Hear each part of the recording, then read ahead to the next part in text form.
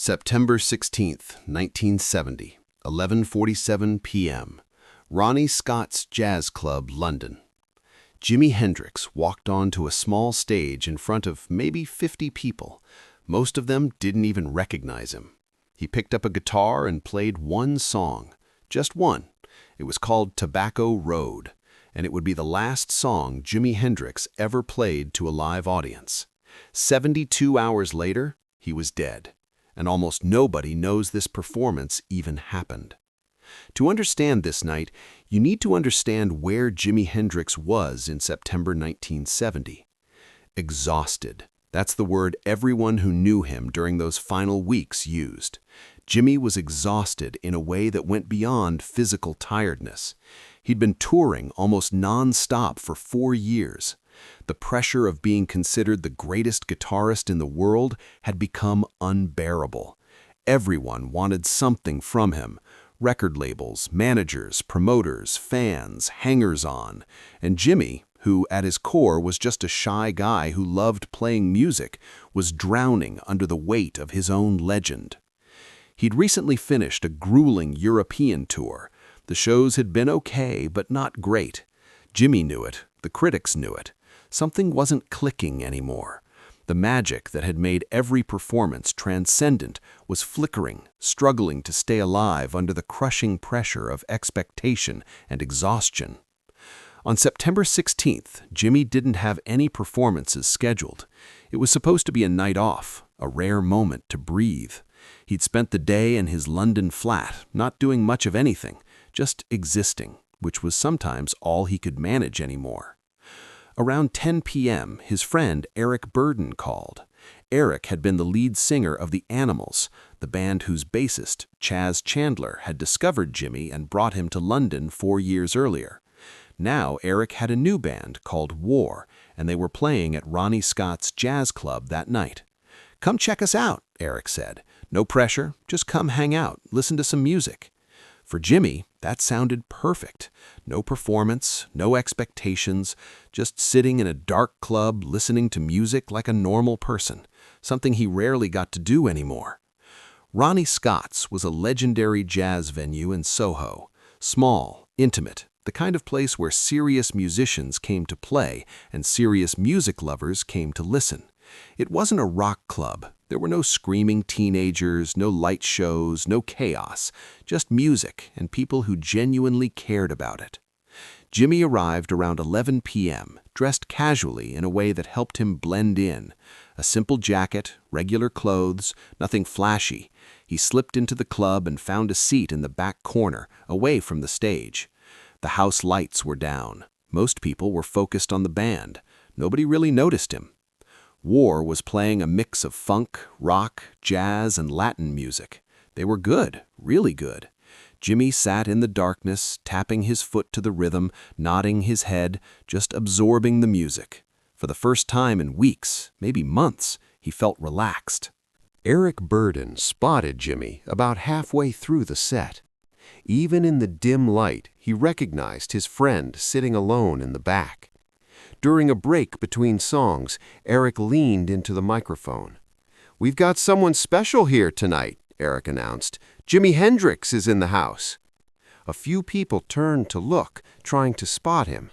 But in the darkness and without his usual stage persona, Jimi was hard to pick out.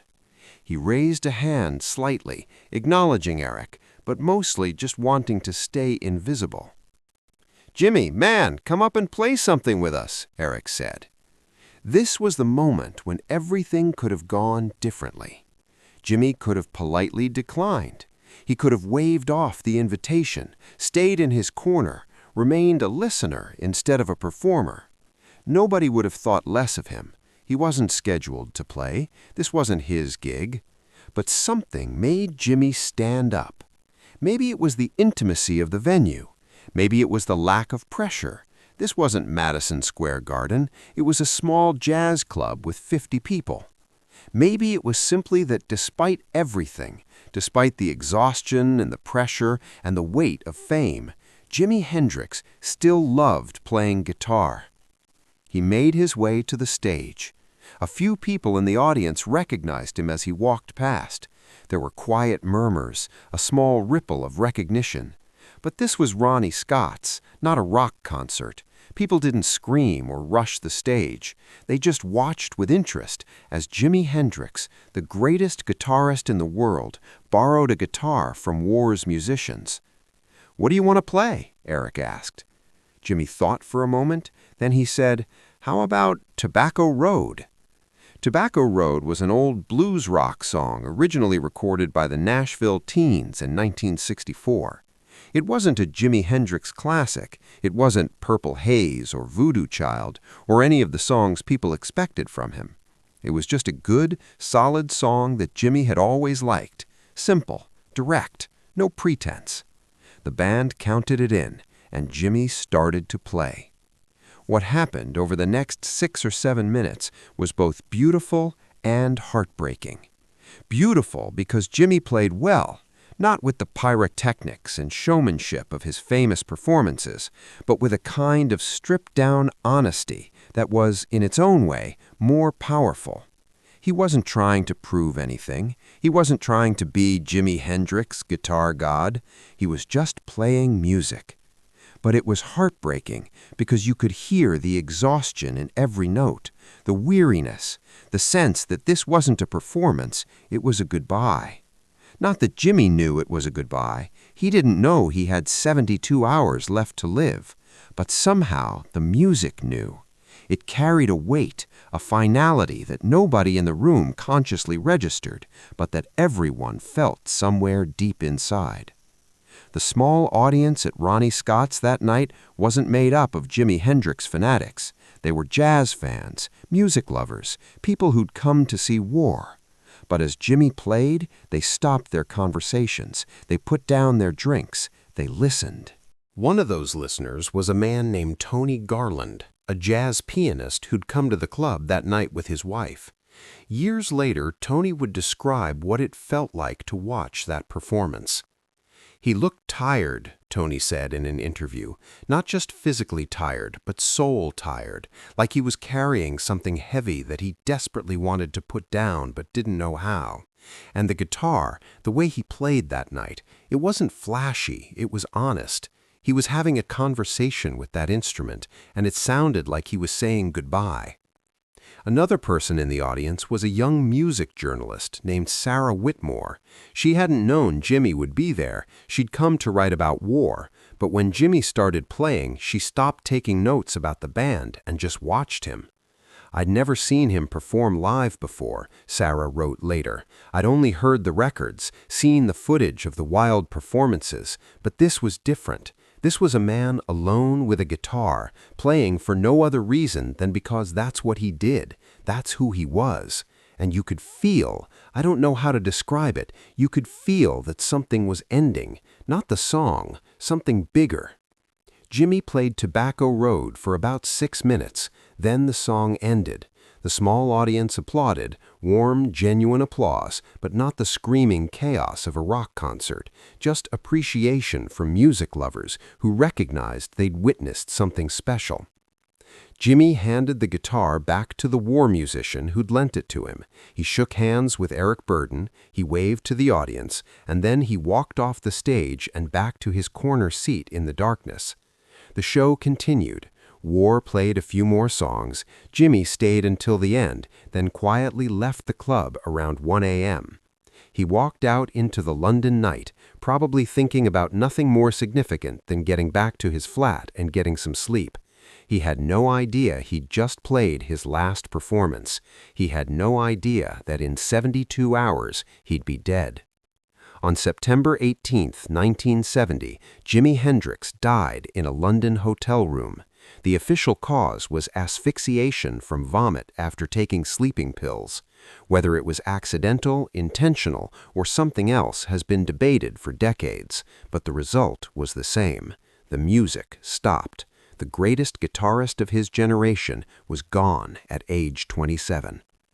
When news of Jimi's death broke, the people who'd been at Ronnie Scott's 2 nights earlier had a collective moment of realization. They'd been there. They'd witnessed his final performance. That casual, almost impromptu performance of Tobacco Road, that was it. That was the last time Jimi Hendrix ever played for an audience. Eric Burdon was devastated. He'd invited Jimi to the club, he'd called him up on stage, and now, looking back, he wondered if he'd seen signs that he'd missed.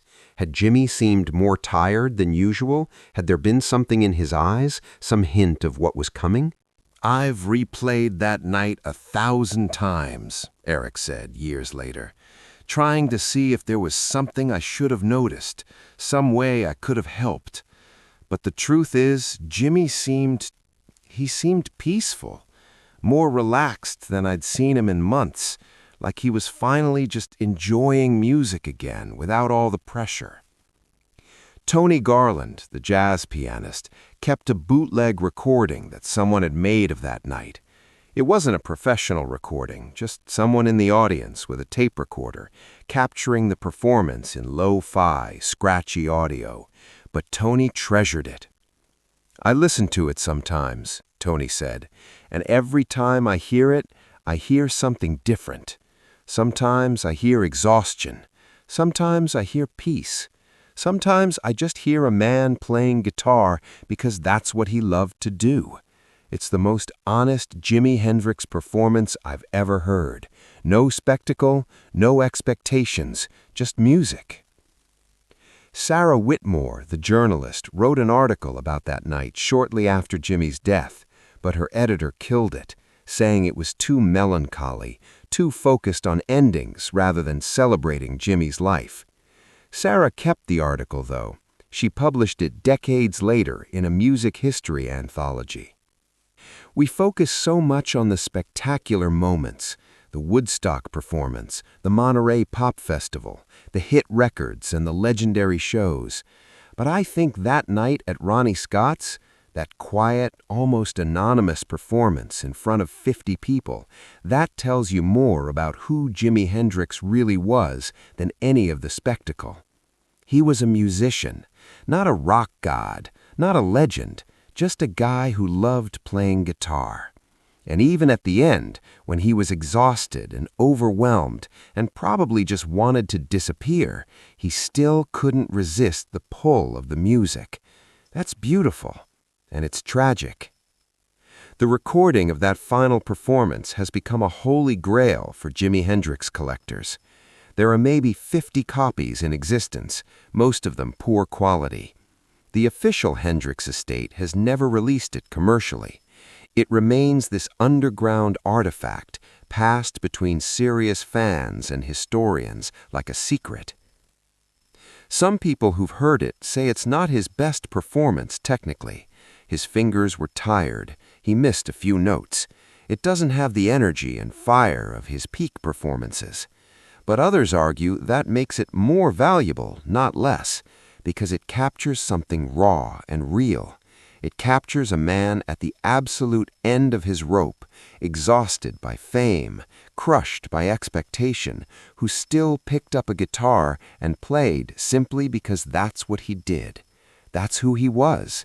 Even when he had nothing left to prove, even when nobody was asking him to perform, even when he could have just sat in the darkness and listened, he still played. Ronnie Scott's Jazz Club is still operating today. They don't make a big deal about the fact that Jimi Hendrix played his final performance there. There's no plaque, no memorial, no official acknowledgement. It's a jazz club, and they're more focused on the living musicians who play there now than on memorializing one night from 1970. But the staff knows, the long-time regulars know. And sometimes, when a musician is setting up for a performance, someone will mention it. You know, Jimi Hendrix played his last show on that exact stage. And usually, the musician will pause for a moment, feeling the weight of that history, that connection to something larger than themselves. The 50 people who were there that night, or claim to have been there, the number seems to grow over the years, all have their own memories of what it was like. Some remember every detail, others have only vague impressions, but all of them carry the knowledge that they witnessed something that can never be repeated.